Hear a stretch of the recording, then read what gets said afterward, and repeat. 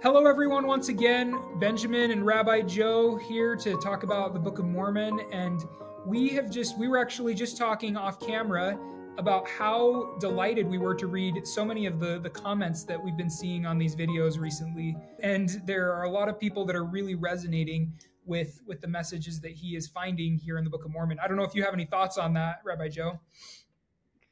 I am, as I ended last week, with gratitude. I am so grateful that we're together studying these holy scriptures in a way that is bringing light and depth and meaning and hope and beauty into all of our lives. And your comments reinforce, however imperfectly, I'm offering this beautiful wisdom, that somehow, in spite of me, you're receiving the beautiful light that is here. And I pray we continue to share this beautiful light with each other. Yeah, I absolutely 100% agree. And some people have asked, what is the purpose behind why we're doing this? Why is there this interfaith dialogue slash a Jewish rabbi exploring the scriptures? And I think that what I would say to answer that question is the main purpose of this video series is to help you as the viewer, whether you're a Latter-day Saint or a Jew or anything else, is to dive deeper into the scriptures and be more intentional about what you're getting out of your study of any sacred text. It can be the Book of Mormon, it can be the New Testament, it can be the Bible, it can be the Quran, it could be anything that has divine wisdom, as Rabbi Joe would say, and diving deeper into the scriptures and unpeeling the layers of symbolism, because there are so many layers and there are so many different levels of interpretation. And my hope is that you can learn from Rabbi Joe. He's modeling for you effective ways that you can dive deeper and take that scripture study to the next level. So we're so grateful for you for being willing to do this series in an ongoing format. And with that said, why don't we explore Alma 32? Let's do it. Beautiful.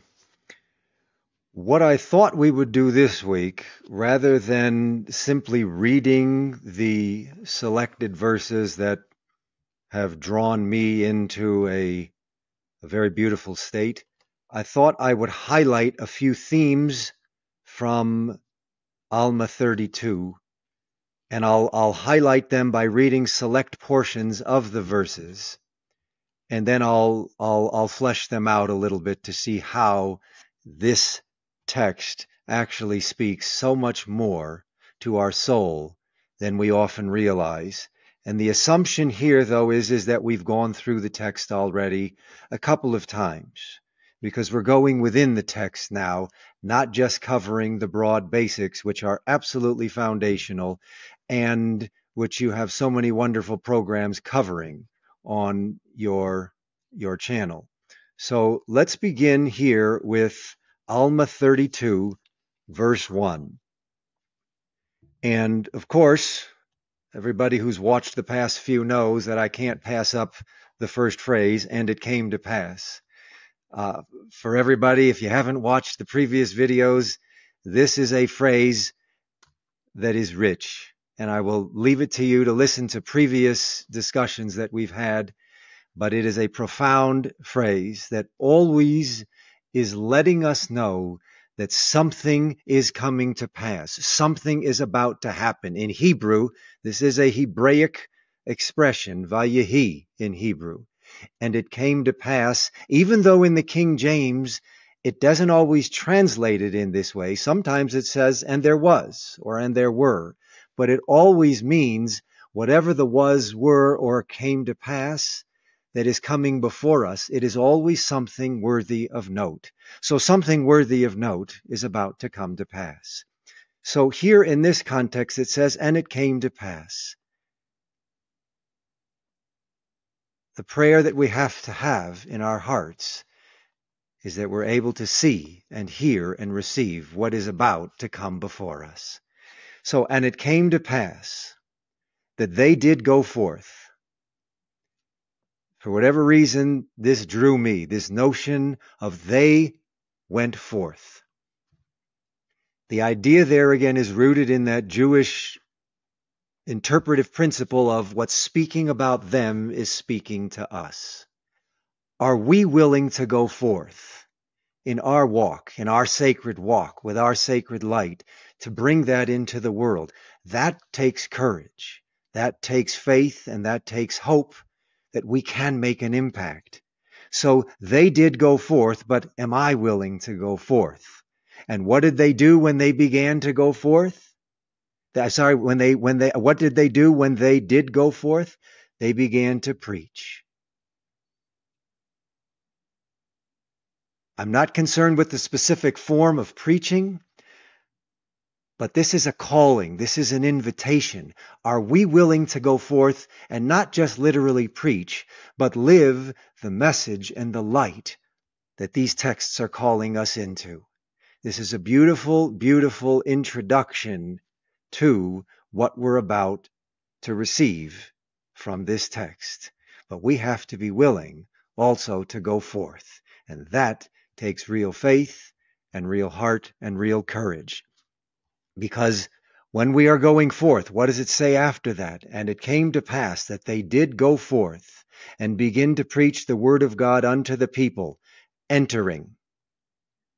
Am I willing to enter into a relationship, not just the synagogues or the streets that it speaks of in the verse, but am I willing to enter into a relationship with people in any structure, in any location? That's the whole point here. It's a relational call, an invitational call to go forth so that something can come to pass, something can happen, something can be realized. That's a brief meditation for verse 1. For verse 1. And then it says in verse 2, and it came to pass again. Stop and pause. What is coming to pass? And it came to pass that after much labor, that's so beautiful. This word, labor. What we're called to do involves labor, involves effort among them to bring about the beautiful result, to build up something rich and enriching. It doesn't just happen. We have to be willing. We have to enter into. We have to go forth. But it's labor, folks, and that's what verse 2 speaks of. Much labor among them. That's the call we have. But there will be, as it says in the verse, much labor among them, that they began to have success. With labor, with effort, with dedication, there will be achievement and success. Let's move to verse 3. And always remembering that who it's talking about back in the text is also speaking to us here and now. Verse 3 of chapter 32. Therefore, that's what it starts off with. We're going right to basically the end of the verse, the second line from the bottom. And it says, they were poor in heart. It's the last section of verse 3. Who are we going forth in the streets, in the synagogues, in the houses, in the marketplace, wherever we are? Who are we going forth and among to be with? But those who are poor in heart. That's ultimately who we are seeking. And you know what? That's also us. We are poor in heart, but we are enriched in heart by seeking out those who are poor in heart. That's the beauty of what our calling is that takes so much effort, but there is real success because we can enrich those of us, which is all of us, who are poor in heart. Let's skip to verse 5. And they came to Alma. And again, the context here is Alma, but it's also speaking to us. How am I to respond? Alma is giving us a model for how to respond. So it says here, and they came unto Alma. And the one who was the foremost among them said to him, behold. Something here is worthy of beholding. That the text says it here in the next verse, that these my brethren, speaking of my brethren, are what? Despised of all men. That's why they're poor in heart. That's all of us. That's all of us at some point in life. The verse continues. Who are they despised of all men? But by our priests, our holy leaders. They cast us out. Yes, it says here the synagogues, but that's everywhere. We have no place to worship our God. And behold, what shall we do? Friends, this is painful, because the truth is, this exile, this alienation that they are feeling here is what we all feel in our own houses of worship sometimes. How often do we make somebody feel as if they have no place to worship their God? They can't come to synagogue. They can't come to church. They can't go to the mosque. They can't go to their Buddhist temple, their Hindu shrine. This takes place among all of us. And what does Alma do? Therefore, what are we called to do? Verse 6, and now, meaning right now for all of us. And now, verse 6, when Alma heard, first of all, how often do we even hear somebody else's pain, somebody else's struggle, somebody else's trial, somebody else's broken, impoverished heart who has no place to go and worship? The beauty here of Alma, Brother Alma, if I can say that. And now, when Alma heard, that's a call to us. I pray we all learn to hear. Alma heard this, and what did he do? He turned. He turned him about. He turned this person about. His face immediately toward him. You know, if these texts aren't painful, you need to read it again, because how often does a person come before us in pain, who is hurting and lost, and we turn away? We don't listen, we don't hear, and we turn away, which is the exact opposite of what Alma is calling us to do in verse 6. He heard, he turned, and he faced. He made sure that there was presence, because this person was living in such a place of absence and exile. But at least he had the presence of a saintly soul and a loving heart who was willing to hear him in his plight, or hear her in her plight. This is so beautiful.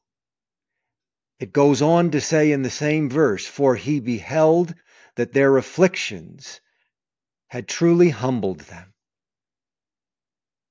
Wow. He heard their pain. But you know what's even more beautiful?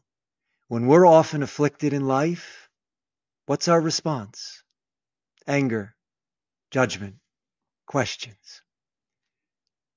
These saints here were humbled by their struggle. They weren't angry. They weren't condemning. They didn't lash out. They had the most beautiful and saintly response, which is, I am humbled by my circumstances.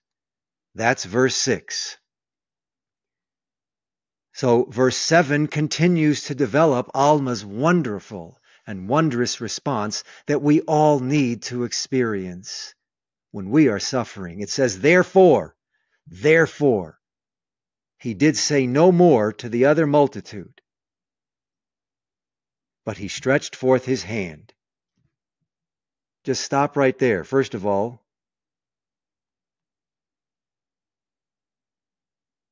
this is what we need to do.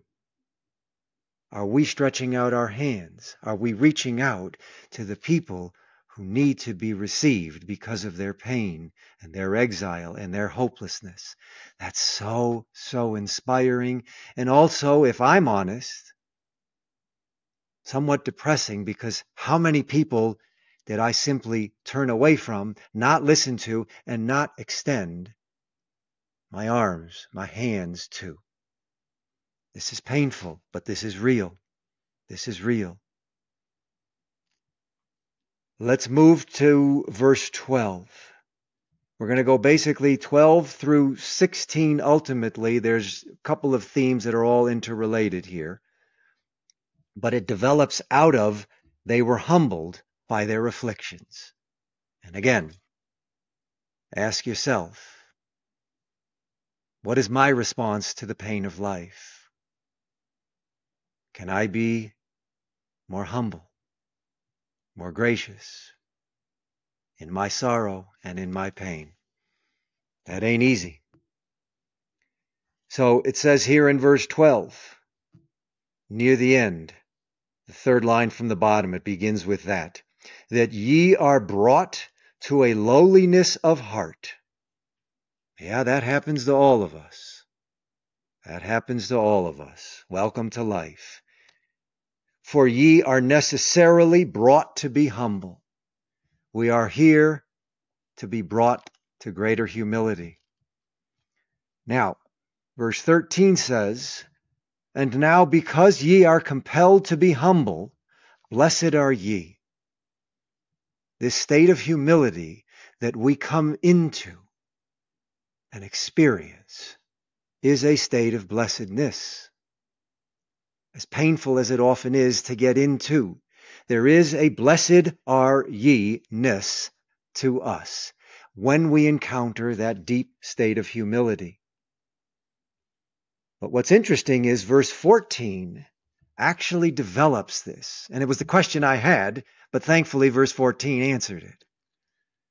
It says in verse 14, and now, as I said unto you, that because ye were compelled to be humbled, ye were blessed. So this is repeating the theme. But listen to this. Do ye not suppose that they are more blessed who truly humble, not just humble, but who truly humble themselves because of the word? This isn't being forced, compelled into humility, which happens. This is a much higher level, deeper level, soulful level of humility that we are encountering because we are doing it ourselves. But here's what is essential. What's the reason that they truly humble themselves? It ends with, verse 14 ends with, because of the word. Folks, so often we just read the word. How often does it lead us into that deeper place, that deeper state, that deeper existential encounter with surrender and humility? The word is what brings that about. But we have to engage with the word. And I know we all at times read through this quickly. Tragically, we read through it quickly. But if we encounter the word, that will lead us, ideally, and ultimately into that deeper place of humility. That's what the text says. So take it seriously. This is holy writ, it's holy wisdom, and it will have the holy effect that it says it will if we allow it to enter into. Are we allowing these holy words that we read, every word, every sentence, every paragraph, every chapter, to bring us into a greater state of grace and humility and reverence? If we're not, we need to read it again. That's such an inspiring verse. Such an inspiring verse. And I would leave us, because the time here, this is not an exploration of how. How can I begin this process of opening up to humility? Even opening up to. That we'll have to do on a retreat. Hint. But here's a direct statement in Alma 32 that will guide us, at least at the beginning stage, and the rest is up to us. Let's go to verse 27. I think this is a verse that I really stayed with a long period of time. It starts off here, but behold. And the reason there's a comma after that, there's a grammatical function, but I'm telling you on the level of soul, if ever there's something to behold, stop. Pause. That's what comma indicates grammatically, but soulfully, it's telling us something much deeper. So, but behold, if we want to have this encounter with the Word that we just mentioned in verse 14, because of the Word, if you want to have that impact of the Word, that enlightenment of the Word, verse 27 is where we begin. We have to ask ourselves, but behold, am I willing to behold? If ye will awake. Well, folks, the reason it says if ye will awake is because, let's be honest, this is for all of us. We're asleep half the time. In our sacred study, in our sacred walk, in our holy ventures, I don't care if it's the temple, I don't care if it's a synagogue, I don't care if it's a mosque, we are awake. We are not awake. We are asleep. So, if you will awake, you're going to experience this word more richly. And then it goes on, and arouse your faculties. Well, if this doesn't arouse you, your spirit, your heart, your mind, then you're not allowing it. You're not allowing it to enter. So if ye will awake and arouse your faculties, even to experiment upon my words. Words. We went from verse 14, we went to from verse 14, because of the word. It now says, experiment upon my words. The words. The word, once you reflect on it, once you awaken to it, once it awakens within you, the word becomes words. It now says so much more, but we have to be present. I know I'm reading this through just sections of each verse, but I'm trying to weave a broad poetic narrative that every chapter has within it. So, are you willing to experiment upon my words, folks? That is such a verse. I want to just stay there because that's what we need. We need to get creative. We need to allow that sort of free-flowing energy and holiness of the word to encounter us.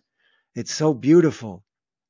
And verse 28 then gives us a real how-to, even though we need much more guidance in it.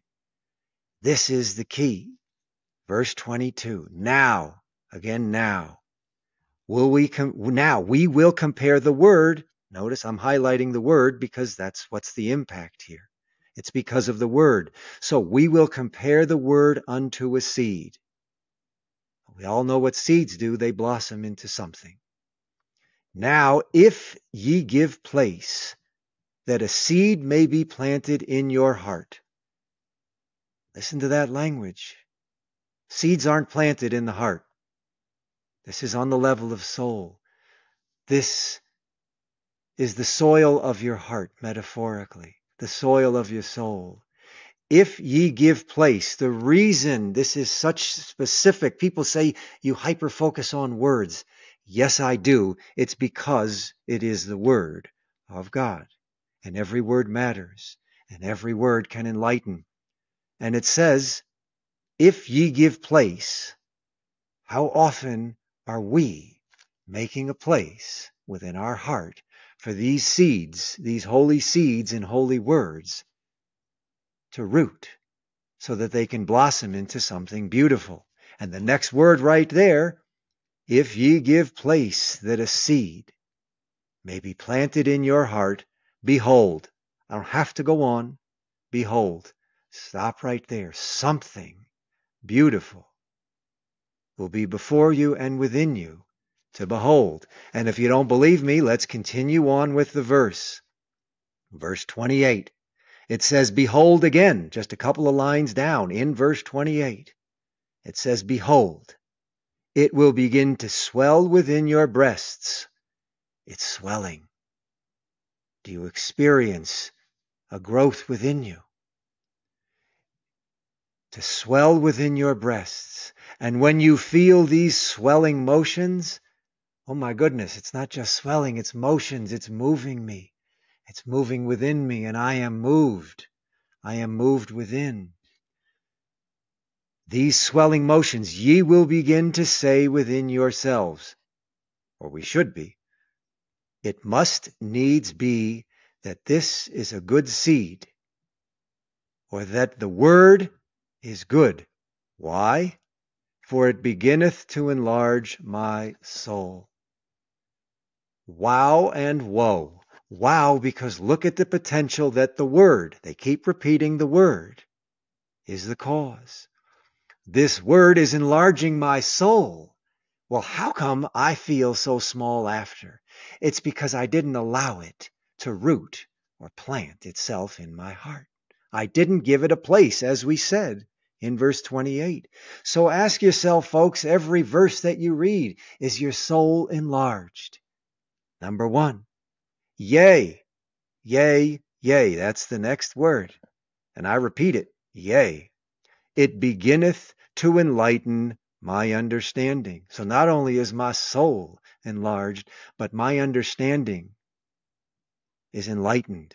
And then another, yea, it beginneth to be delicious to me. It beginneth to be delicious. Well, we all know what we do when we eat some food that is delicious. Take honey. The Psalms speaks of honey and how sweet it is. It's saying this word is delicious to me.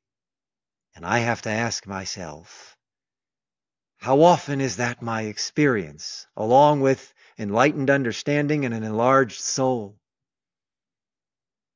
Is this delicious? Well, if your soul is enlarged and your understanding is enlightened, I promise you every word will be delicious, something you want to dine on, something you want to sit with, settle with, ponder, a favorite word in your tradition that I hope doesn't just become a byword. Yes, ponder, ponder, ponder.